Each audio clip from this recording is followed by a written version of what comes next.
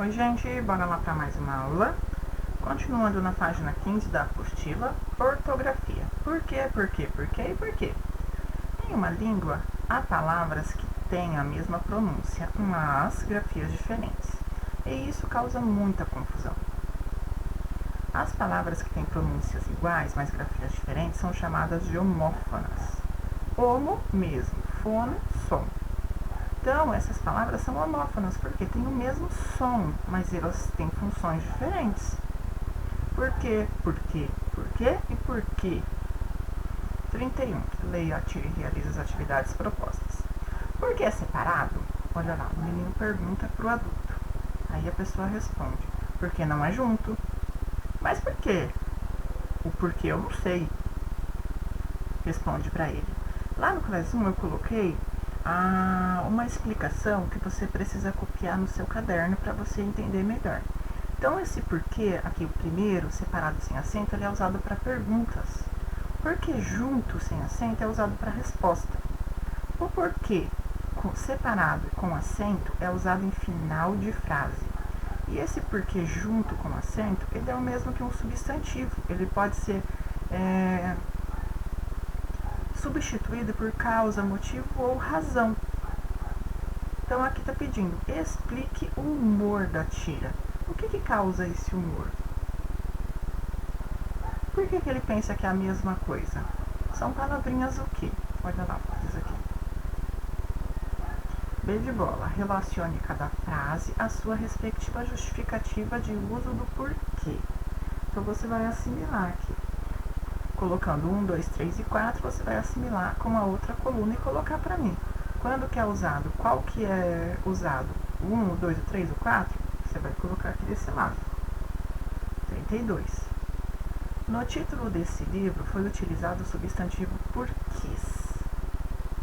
Essa palavra é normalmente acompanhada de determinantes.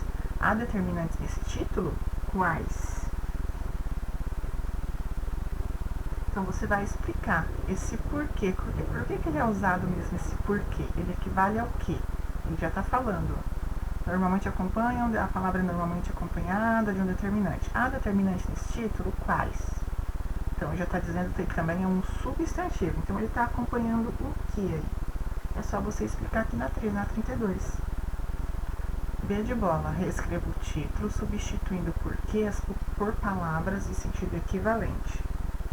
Então, ele pode ser substituído pelo que mesmo? Então, é só reescrever a frase, mudando as posições, mudando as palavras.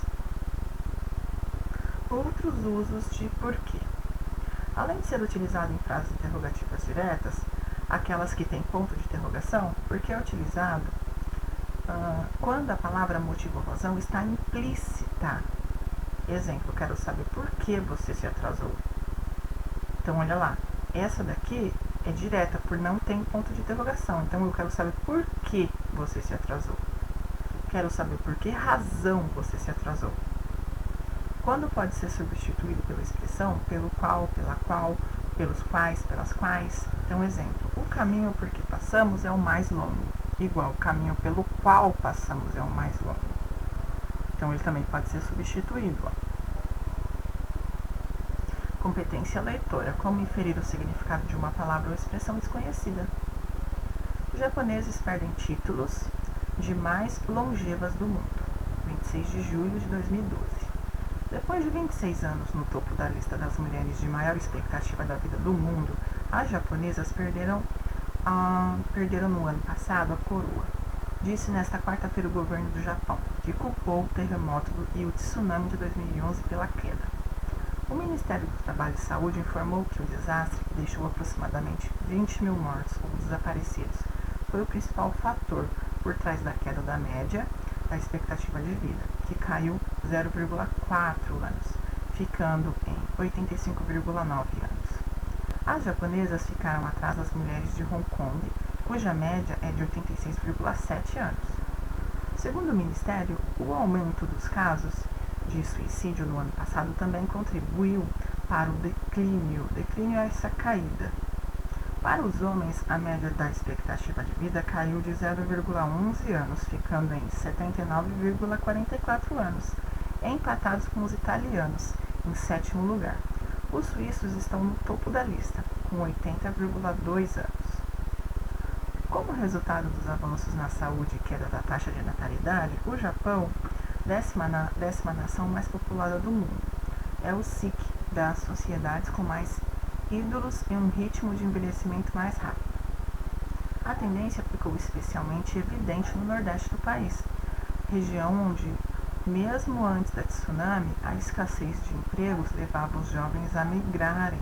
Boa parte das vítimas do desastre era de moradores idosos. Então, pela leitura do texto, pode-se concluir que longeva significa o quê? O que você acha? Se você quiser também pesquisar, você também pode. Então, tem uma alternativa aqui que está certa. Se você ler o trecho, você já vai achar a resposta correta. Vamos lá, carta do leitor, prática de escrita. Universidade Federal de Pernambuco. Escreva uma carta do leitor direcionada à revista Ciência Hoje das Crianças, referente ao texto desta revista, citado nesta prova. Nesta carta você deverá seguir as orientações. Então, cumprimente a revista e identifique-se. Opine sobre o texto da revista. Destaque informações importantes referentes à história da escrita. Coloque um título atraente para o leitor. Dê sugestões sobre outros assuntos relacionados à história da escrita e da língua portuguesa, que poderiam ser explorados pela revista. Use linguagem culta, mínimo de 12 linhas e máximo 15. Então prestem bastante atenção nisso aqui. Mínimo 12, máximo 15. Preparação. Leia o texto publicado pela revista Ciência Hoje das Crianças, a que a proposta se refere. Então, a história das letras. Descubra como surgiu o alfabeto, que permite escrever em muitas línguas do mundo. Já imaginou um carteiro carregado de tabletes de barro, madeira e pedra, distribuindo essas encomendas pelas cidades? Há cerca de 5.000 anos, talvez essa cena não seria tão estranha. Em vez de papel, as pessoas escreviam em pedaços de barro e outros materiais. A escrita também era bem diferente da atual, feita com desenhos. Para quem não sabia desenhar, era um verdadeiro abacaxi.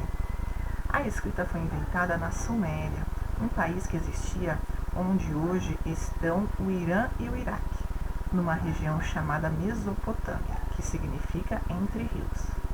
Os rios são o Tigre e o Eufrates. Naquela época, cerca de 5.000 anos atrás, a escrita começou a ser feita em pequenas almofadas de barro. Mais tarde usou-se também madeira, metal e pedra para escrever. A ideia pegou e assim surgiram maneiras diferentes de escrever em vários pontos do mundo, de acordo com a língua falada em cada região. No começo, a escrita era feita com o desenho das coisas. Por exemplo, se a palavra era casa, fazia-se o desenho de uma casa. Mas logo vieram as dificuldades. Como escrever o nome de uma pessoa? Não bastava fazer o desenho de um homem ou de uma mulher? Então começavam-se a combinar os símbolos. Desse modo, para escrever algo sobre alguém chamado Coelho, bastava desenhar um homem e um coelho. Mas isso também nem sempre funcionava bem. Como a gente poderia representar alguém chamado Henrique? Para resolver esse tipo de problema, passou-se a escrever os sons das palavras e não mais as ideias. Para escrever irmão, desenhava-se as pernas andando. Ir e uma mão. Um soldado era representado por um sol junto com um dado. Ainda assim, as dificuldades apareciam. Surgiu então uma maneira de escrever na qual eram observados os sons da fala. Se a gente espichar a fala devagar, ao dizer cavalo, por exemplo, alguns sons chamados vogais ficam destacados. Cavalo! Se a gente presta atenção nos movimentos da boca, os sons chamados consoantes se sobressaem. Cavalo! Juntando os dois tipos de sons, temos umas unidades chamadas de sílabas. Cavalo! Assim, os símbolos da escrita passaram a ser as sílabas, ou as vogais e as consoantes separadamente, conforme a língua. Esse tipo de escrita se representa separadamente as vogais e as consoantes, ou seja, cada letra é chamada alfabeto.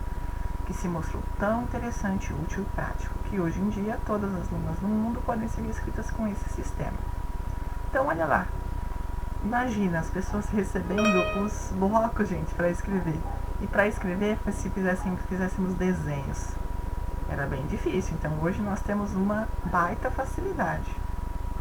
2. Qual que é a opinião sobre o texto? Qual que é a sua opinião sobre esse texto? O que você achou dele? 3. Grife no texto as partes mais importantes ou interessantes da sua opinião.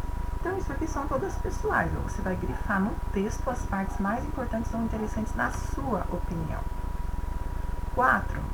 Que outros assuntos relacionados à história da escrita e da língua portuguesa poderiam ser explorados pela revista? Então, o que mais eles poderiam falar sobre a revista, além do que já foi dito? Não é necessário exagerar, basta escrever algo como ao editor ou prezado editor, finalize a saudação com uma vírgula ou 2 pontos. Olha lá, então, produção agora para a escrita. Escreva uma saudação simples e apresente-se. Então, você vai se apresentar.